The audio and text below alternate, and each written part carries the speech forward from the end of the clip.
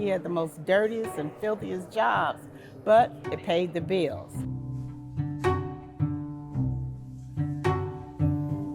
Well, my dad, he was in the Korean War as a master sergeant.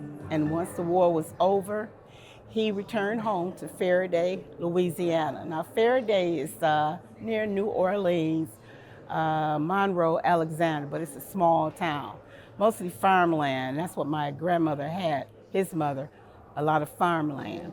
And everyone down south said, this farmland is wonderful, you know, to feed the family, but if you want to make some real money, you have to go north. You have to go to the automobile factory. That's where the money was. You can get you a nice home. You can do this, you can do that. But unfortunately, that didn't turn out to be like that once they got here. Housing was still a shortage for veterans, and employment, even if they got, you know, saw that they were veterans, employment was still difficult to obtain, primarily because of the color of their skin.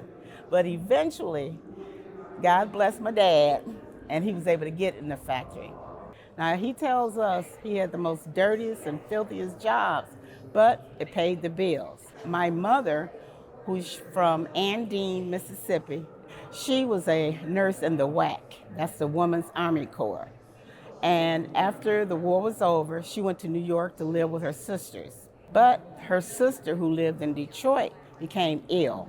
So she left New York to come to Detroit to take care of my aunt. And while she was here, guess what? She met my dad. So that was maybe about 1950, 1951. But they lived on the east side on Canton Street.